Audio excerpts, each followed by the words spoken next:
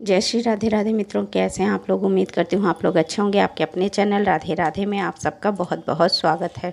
भीष्म के पिता राजा शांतनु के पास थी ऐसी दो दिव्य शक्तियाँ जिसे प्राप्त करने के बाद कोई भी योद्धा बदल सकता था महाभारत का इतिहास।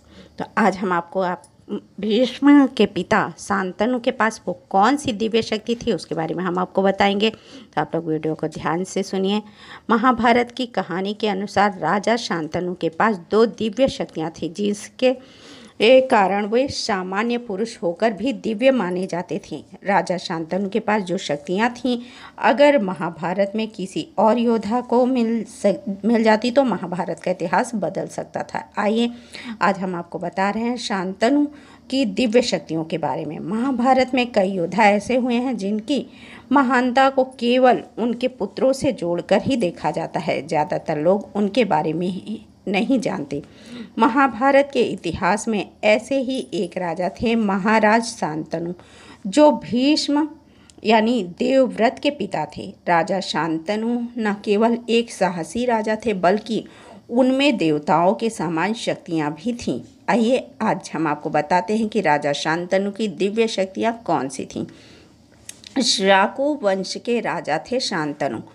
महाभारत की कथा के अनुसार श्याकु वंश में एक प्रतापी राजा महिषिक थे जो देवता तुल्य ही माने जाते थे। एक बार समस्त देवी देवता ब्रह्मा जी की सेवा में उपस्थित थे।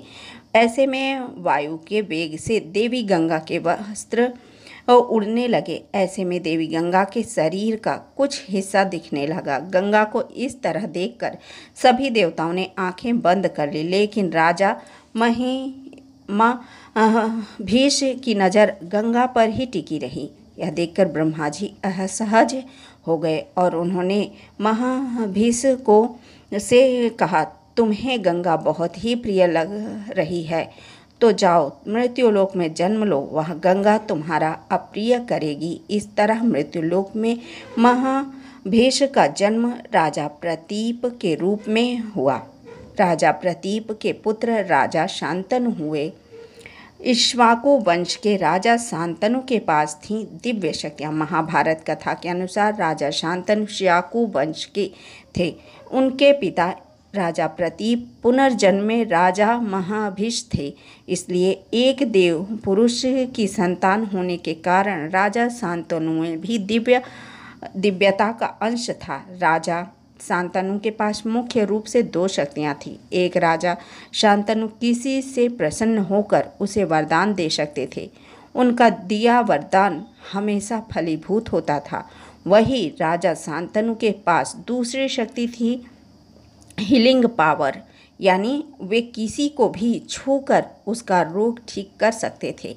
राजा शांतनु ने देवी गंगा से किया था विवाह, जिससे जन्मे थे भीष्म। राजा शांतनु का विवाह देवी गंगा से हुआ था। दोनों ने एकांत में विवाह किया था। देवी गंगा ने राजा शांतनु के सामने शर्त रखी थी कि वे जो कुछ भी करेंगे शांतनु उनसे कभी कोई प्रसन्न नहीं करेंगे, वरना देवी गंगा उन्हें हमेशा के लिए छोड़कर चली जाएंगी। इसी तरह शांतनु और देवी गंगा के मिलन से 7 पुत्रों का जन्म हुआ। उनमें से 7 पुत्रों को गंगा ने नदी में बहा दिया। जब गंगा 8वें पुत्र को नदी में बहाने गई तो राजा शांतनु ने उनसे पुत्र को बहाए जाने का कारण पूछ लिया और 8वें पुत्र को न बहाने दिया।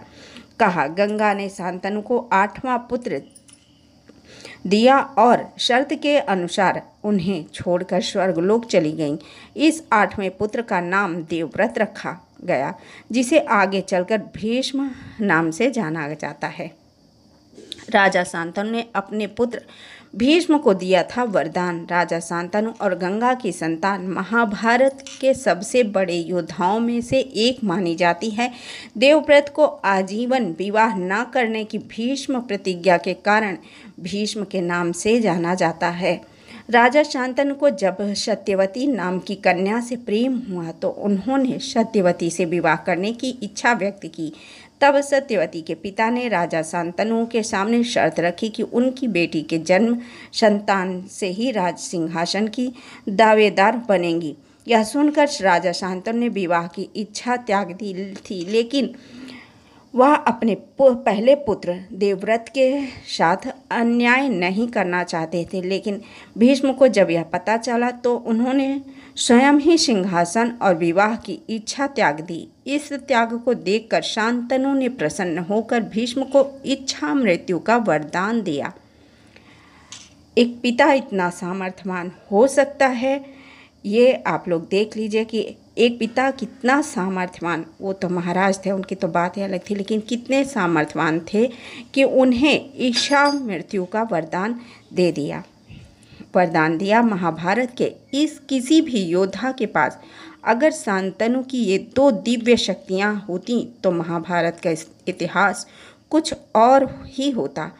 ना ही इतने योद्धाओं की मृत्यु होती और ना ही किसी पक्ष को अपना कोई भी संबंधी खोना पड़ता। तो ये आप लोगों को मैंने जानकारी दी है जो शांतनु महाराज के पास क्या शक्ति थी, मैंने आपको ये बताया इस वीडियो में। अगले वीडियो में आपको मैं फिर नई जानकारी दूंगी, इसके लिए आप मेरे चैनल को सब्सक्राइब कर लीजिए। जय श्री राधे राधे। अगर आपको मेरा वीडियो पसंद आए तो लाइक कीजिए, शेयर कीजिए और सब्सक्राइब कीजिए। जय श्री राधे कृष्णा।